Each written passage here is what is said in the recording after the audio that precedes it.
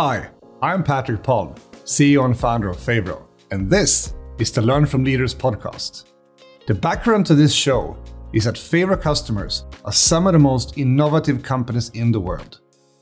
Enterprises wanting to be more agile, software as a service companies scaling fast, and game developers and publishers wanting to master live ops. So we get to know some truly inspiring leaders in product development, marketing, operations, sales, executive management.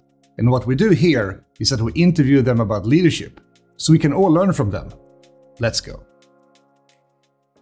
And we are live with my friend Antti. So happy to have you. Thanks for having me. Yeah, it's a pleasure. I mean, last time I saw you was at the DICE conference, but I think you were at GDC as well, right? We were in GDC. Actually, I wasn't. We had a 3-person delegation there, and it was a very much a success for us, and we came back with a lot of learnings, and I think a new direction, even from the company. I think we're finally getting out of the exploration mode and getting into execution mode. So product market fit, here we go. And I think that's a great kind of intro to what we're going to talk about today, because you're one of the game studios in the world that are truly in the front line, in the trenches of some of the more exploratory stuff. Cloud native gaming. There's a few companies out there. Mainframe Industries. You're there. There's some exciting stuff happening, and we're going to talk about that. But before we get into that and we talk more about what you're doing with Return, I think for the ones who don't know you, we need to just know a little bit about your background. So, what's like the whole past leading up to you being involved with this super exciting new game startup? Yeah, it's been a long road of pioneering and being in sort of like middle of a lot of platform shifts.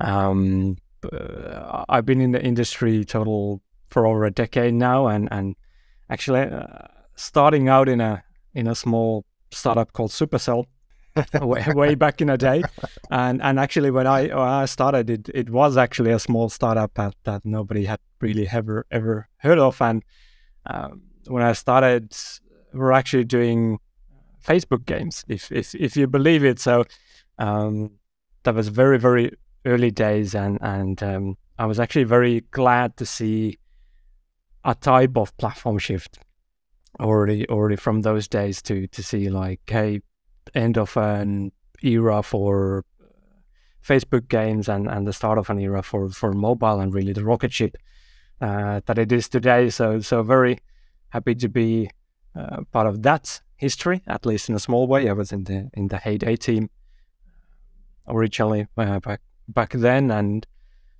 after I left, I spent a few years elsewhere in the industry, still within gaming industry, and 2016 came, and VR was a really big hit. HTC Vive came out, and Oculus was giving all these big visions about VR, and really saw that becoming a thing, and was really entranced by the like immersion that you got from there, and we founded a startup called Hipfire Games, and ran that for 3.5 years, 2017 to somewhere in 2020, and after that it was basically as we closed down shop in there. One of our investors from Sisu Game Ventures said that, hey, we're putting this cloud native studio together, and we're trying to find a team for it. Would you like to join? And that's really it. So I've been pretty much always working on platforms where there are really no standards yet, and it's like working where those standards are just forming and being part of forming those. So same in early mobile, same in VR, and now we're cloud native. So very much a pioneer in that sense. But you have to tell me more about that. I mean, what is it that makes you being drawn to the most unknown? You're like a parachute trooper. You seem to like getting into being just like airdropped into, where, nothing is known and everything's going to be really hard. There's no playbook. I like that analogy. I think I might have to start using that. So it's a really good question, because it's the reality I've always kind of known. It hasn't even occurred that you can do things the easy way. It's been always the challenge of defining something, setting the standards, like cutting their way through the jungle and paving the road for everybody else, and that's like really speaks to me in some levels, being in that uncharted territory.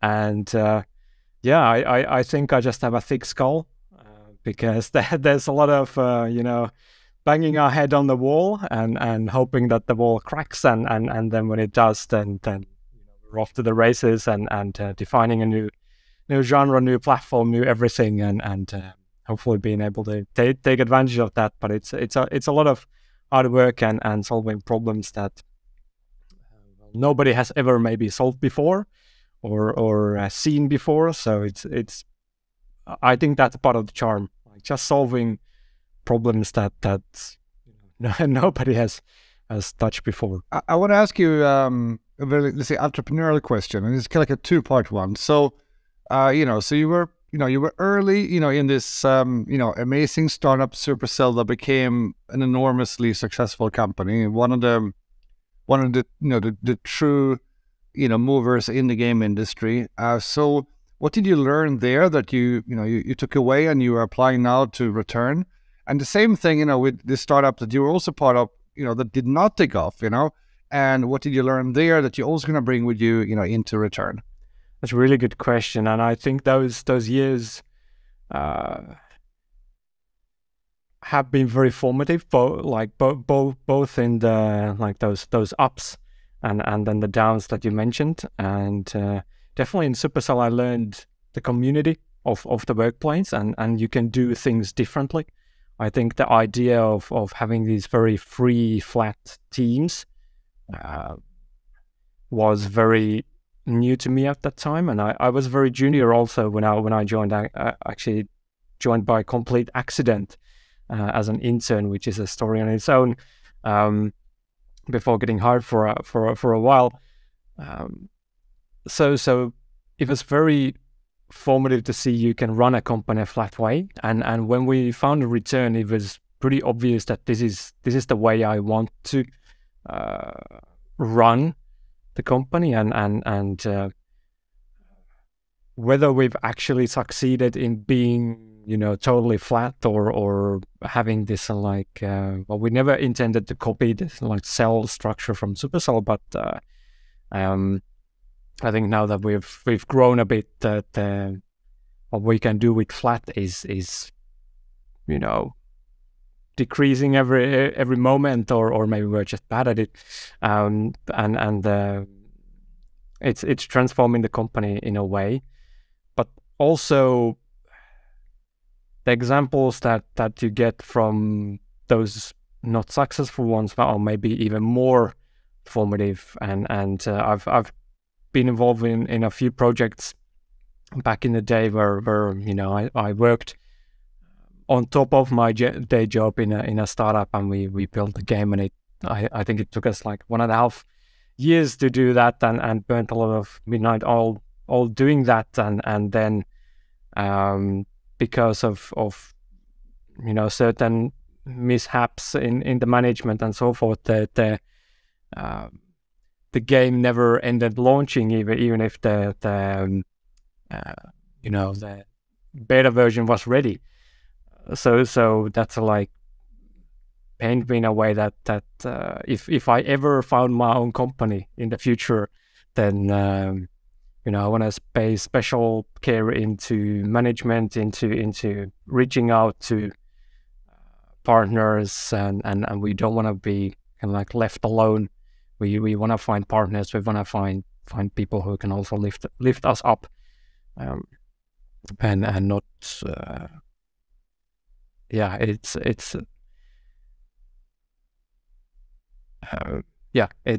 been a very winding road of ups and downs along the road, and especially when you consider the industries that we've been in, I think certain part of exploration and trial and error and doing mistakes is sort of like given in those fields. So I was watching, rewatching some Lord of the Rings stuff this weekend. You know, it was Easter. You know, I had a little bit of time. So there was, I didn't do like the whole marathon, but I was watching, you know, certain parts of The Hobbit and certain parts of Lord of the Rings that I thought were significant. You know, and you do obviously have the beard in common with Gandalf. But another thing that strikes me when I listen to you is that you know, even though you're not that old, you seem to have acquired a certain level of wisdom over the years. You know, you seem to have understood that certain things are hard and there's no like, you know, obvious answers. But you know, there's some direction. You know, I mean, you know, full disclosure here to the audience. I mean, I am. You know, you're not only a favorite client, which is, you know, why you're here on the podcast, but I'm also one of the investors, you know, super early, you know, in the company. And one of the things that made me believe in you is that you know, you want to do something very new and very interesting, but you also have that, you know, you're not really starting from scratch. You actually have acquired some experiences over the years. So, you know, there's a level of seniority there, you know, and I like to invest in people that have some battle scars, you know. So yeah, you know, well, welcome to the show, Gandalf. Thank you very much. I really need to get a staff or something, so I can. You know? Yeah. And you know, and then, you know, it's gonna be like, you know, when you have this like first great success or near death experience. You know, you'll be able to tell Gray, and you know, and then we're into the next chapter. We do another podcast. Yeah, exactly, and yeah, I'll be I'll be wearing the white robes and telling all the wisdom I've learned along the way. So that would be great. But let's use that as a segue then into what you're doing right now with Return, and more specifically, you know, why is you know, cloud native gaming such an interesting, you know, frontier for you? Yeah, I think it's one of the, and I think frontier is a really good word. I think it's one of those frontiers of gaming that haven't yet been explored or have been started to be explored, but haven't like fully been formed. And I think that it's maybe good to start with a definition of like what is cloud native gaming versus what is cloud gaming, because a lot of people know cloud gaming. They maybe heard of Stadia, they maybe heard of, you know, Amazon Luna, you know, these kind of like services, and basically those are taking like old games made for PC, console, mobile, putting them in the cloud and then streaming them, and that is technically cloud gaming. But kind of like our philosophy there is that like, what can you do with this technology? Like if you break it down to the bare components, so like what you know, early mobile was like, hey, this is a really cool platform.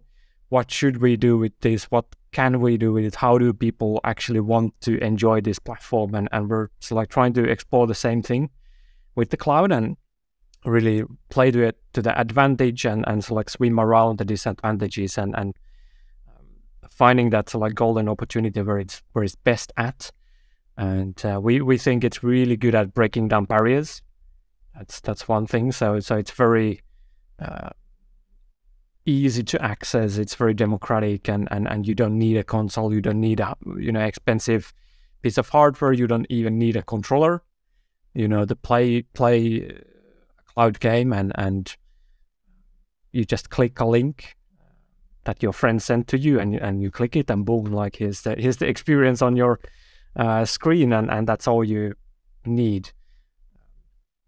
And maybe like one analogy that I would also use to sort of like ground us in you know what cloud can be is Snapchat. Out of all things, if you think about Snapchat as the world's biggest AR app, But if you ask any of its users, like, what is AR? Like, what is augmented reality? I think most of them will say, like, that sounds very scary. Whatever it is, I don't want to use it. But the fact of the matter is that that is what is making their everyday life better, and that's why they are enjoying that experience. So they don't need to know it's AR to enjoy it. And I think I would really like to apply that same thing in the cloud. If your friend, you know, sends you a link and you click it and boom, here's the experience, or, you know, you're on your TV, on your, you know, streaming service where you're watching your series and movies, and suddenly, you know, you just click a button or scan a QR code and boom, you're playing. You don't need to know you're you know, playing in the cloud. It's probably better if you don't know you're playing the cloud, because then you'll be just enjoying the experience. So our you know, goal is to actually take the techiness out of being, you know, playing in the cloud, and sort of like just make it possible to play as easy as possible. How far can we take it today? I mean, can we take it to, like, you know, AA experience, AAA experience? I mean, what are we able to do today? Yeah, definitely. What are you able to do today? Yeah, yeah, that's a good question. So we really aim for, if AAA is maybe not the right word, very high quality. So as AAA as we can. So we are trying to really find the fit of what kind of games are really good for cloud, and definitely visuals is one strong part. So we can run pretty amazing visuals. We can run simulations. We can run you know, physics, all kinds of things that are not readily available on all devices. So that's definitely one big plus for us. And another thing is really nailing down the how do we play the game concepts, the genres, because one of the problems with cloud gaming traditionally has been latency. Like, how do you optimize for not so optimal internet setups? You're on the move, you have like a Wi-Fi extender, whatever. Like, how do you make games that don't suffer from that? And I think that's where a lot of the current cloud gaming solutions have fallen a bit short, because they've taken existing games, you know, they've taken Assassin's Creed or GTA or you know, Fortnite, and they put those in the cloud and like, hey, you can play this, and you're starting to get a good experience with those as well, but it's you know, not super you know, flawless, and it's not what I would say like 100% consumer grade yet. Like there is some you know, latency and stuttering still, even if it's going away slowly. So how do we make games that are made for that, so your experience doesn't suffer, and down the line, I think all of these experiences will be possible. So you will be able to play your Fortnite, you will be able to play your GTA flawlessly over a cloud, but we're not there yet. But what can we do today? Like you said, what can we do today to make those games that will already start playing, and you can boot it up on your TV, and it doesn't need to, you know, suffer from any of those flaws. So that's really what we're solving, both on the technology-wise and then game design-wise. Like, where do we find the happy medium between those two? All right, super. And I mean, you kind of hinted at it now, but you know, so you know, you're both. Do you see yourself as both like a technology company and also you know, studio making some cool experiences, or you know, how do you know, where are you going with the company? Yeah, I think especially these few past months have been very formative for us, and we've been really looking down on the angle of where we're going. So to put some context to this, we spent the last 3 years, the company was founded 2019, so we spent the last 3 years in very much exploration mode,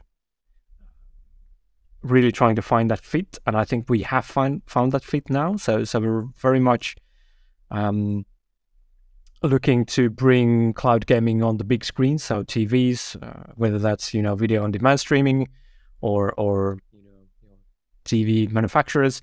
I think that's the like first point of contact and the first step that we want to take. So really focusing on that right now. So creating this technology, and we're sort of like leaning now more towards making a platform, and really making sure that this platform is then consumer grade, that we can actually give this mass market approach. Because like I said, if you take today's cloud gaming, I don't think it's mass market yet. Like it's not quite there. It's getting there, but it's not quite there. So how do we make something that is mass market and take it to every big screen? And so that's very much. Are you still making games? Yes, we are. So I think this is one of those. So you're basically doing what Epic has been doing for a long time. It's like it's a technology company, but they're also making amazing games. Yeah, and Valve and other great studios as well. So we also like dancing that line between technology and the games, because we sort of like need the technology to build the games, and we need the games to build the technology, because we need to have an example case there. So we're very much still exploring on the game side and building now the games as well. So what we're hoping to do in the future as well is to productize those into tools that we can then give to other studios down the line as well. I think we're still a few years from that, but that would be excellent if we can sort of like start democratizing this field as well, and really going back to what I said in the beginning, is sort of like paving the road for other people. Because a lot of people might be wondering, like, hey, if cloud gaming is the next holy grail, like why are no more studios doing this? And I think it comes down to it being just very, very hard, and you need to have the technology, and you need to actually build it yourself to be able to do it, and you need to have the games, and not a lot of studios have that, and we've been fortunate enough to have backing from some very, very great funds and very great people, including you. So I think that's allowed us to get this advantage of having these both the technology and the games.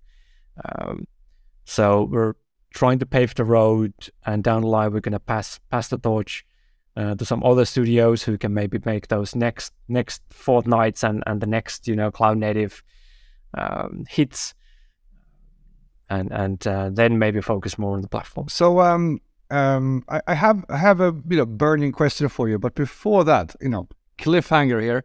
I just need to ask you about the elephant in the room, which is Stadia, right? So just a short version. I mean, like, what's your take on what happened there, and why this is relevant or not relevant, to the stuff that you are doing and Mainframe are doing, and some other guys. Exactly. I think it is a really, really good discussion to be had, and it sort of like goes back to my cloud gaming versus cloud native gaming, and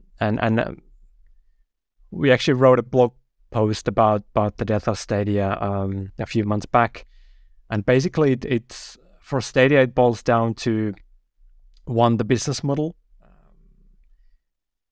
two, the market that they were trying to reach, and then three,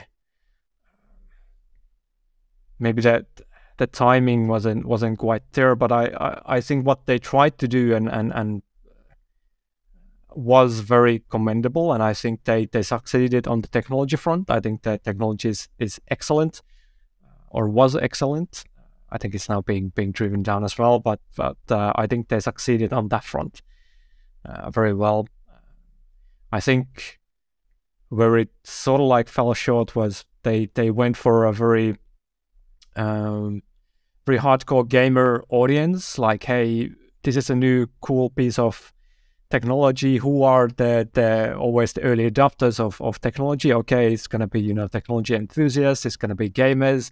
I'm sure they're gonna be all excited about this, and you launch it, and then what you find is you're kind of talking to an audience that already has PlayStation 5s and already has $2,000 gaming computers, and they're not really willing to give that up, and they have a better experience on their own, and you're asking them to pay for the games, and you're asking them to pay for the subscription. So like building all these like walls around you, where we think that cloud is really good at stripping down those walls. So giving the games to everybody and letting everybody play.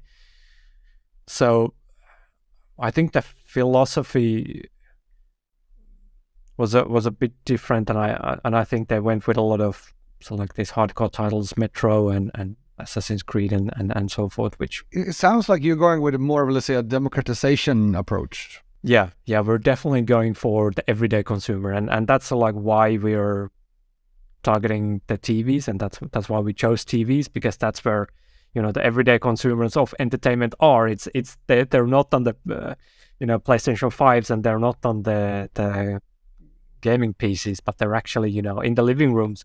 And I think that's where the revolution to give this like high quality experiences to normal people starts. And we've seen this already in mobile for a number of years. More and more people playing casual games, getting into gaming. Now it's the time to like take that step into a bit more higher quality, deeper experiences through the TV screen. So that's kind of like our approach there. So now I have to go back to that question that's been burning here. So, and I'm just going to give a super short context of why I'm asking the question, because, obviously, we are in the space of, making organizations, more agile in how they operate. And if you think about agile methods like Kanban, Scrum, whatever, they all came from the need of handling uncertainty. Versus, more, traditional approaches are good at handling when everything's certain. And since you are on a scale pretty far out on the whole uncertainty, I'm super curious to ask you about how, how does that affect your organization? I mean, as CEO, what are the things you need to think specifically about to set up a team that's able to handle, that massive level of uncertainty, because you're constantly in like an uncertainty land. Exactly. It's I don't, remember a day in the last 6 or so years that I've been a entrepreneur that there has been a certain day and comfort zone, or I've been in a comfort zone. So, it all goes down to being very reactive and very lean, and having that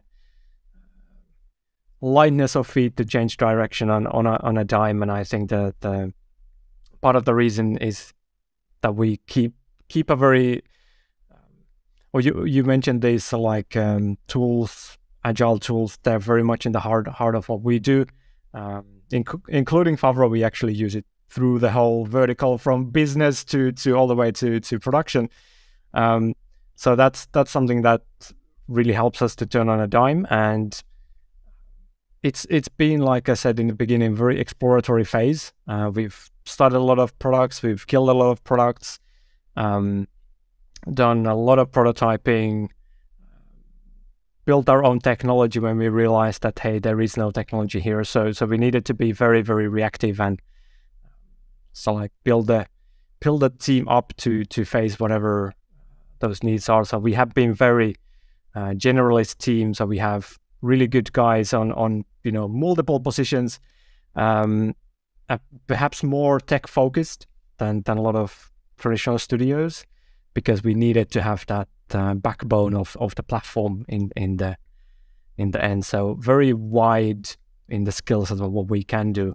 And I think perhaps now, going forward, since we now see a lot of traction in this TV space, I think we might need to start forming the team around that, and getting more into execution mode rather than exploration mode, which means changing the mindset a little bit. And this is going to be, I think, a gradual change, and changing the tools and how we use these agile methods to execute instead of explore. So that's going to be an interesting change to see how the company will change, and how the culture will change in the next few months. No, but that's interesting. I mean, one of the things that we found, when we are interacting with, really cool teams around the world is that often, it's pretty clear for them to see, how can they use, favoring like production mode, because that's typically when they have been used to using tools.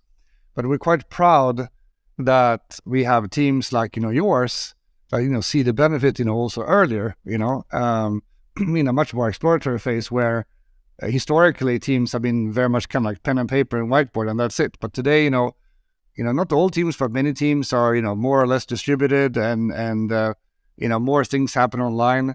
So it's an interesting space to be in. And I do have a final question that kind of also binds us together because we're both Nordic. And anyway, at GDC this year in San Francisco, there was one session that was around like, why Nordic is like super interesting for game development and why you might consider investing there.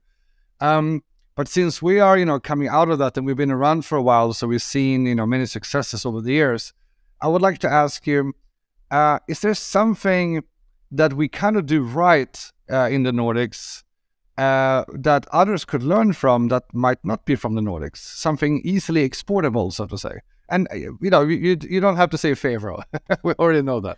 Yeah, it is very easily exportable. So I think definitely the mindset, I think is a really good question. So I think the mindset of like sharing and we're all in the same boat, which I do believe that is generally now being more and more shared, throughout the world as well. But really like lifting each other up, because especially coming from countries like Finland and Sweden, like success of one company is the kind of like success of all the companies, and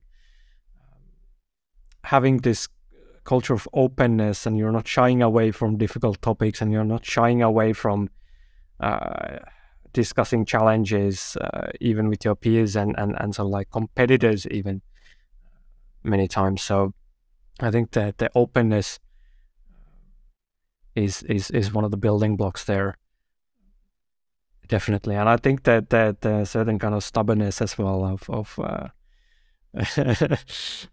seeing a challenge and then hey, that's see-through, right? Yes. You have an expression for it in Finland. I think that's maybe not Nordic, that's Finnish. Okay, fair enough. But yeah, it's the having the thick skull to go through that stone in your path. So yeah, but you're good at it, and we truly respect it. And I don't know, I mean, maybe if I would ask my colleagues from other countries, I'm in Lithuania right now, if I would ask them, maybe they would also say that I'm stubborn. I don't know.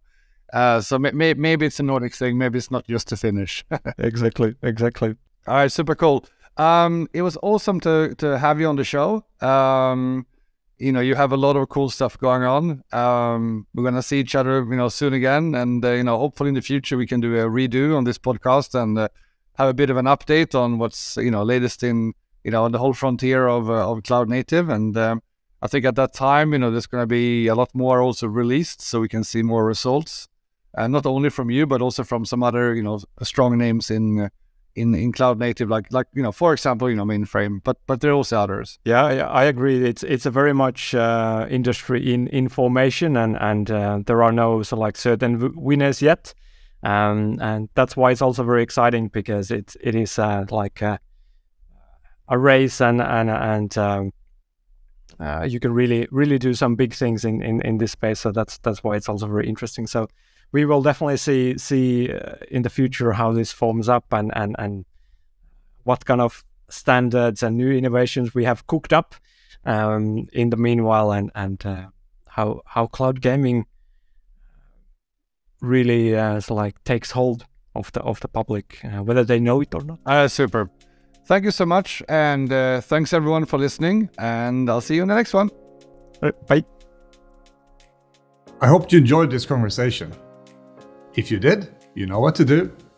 Share it in your social media so more people can take part and learn. And one more thing, check out Favro Academy on favro.com for many more learnings. Thanks for tuning in.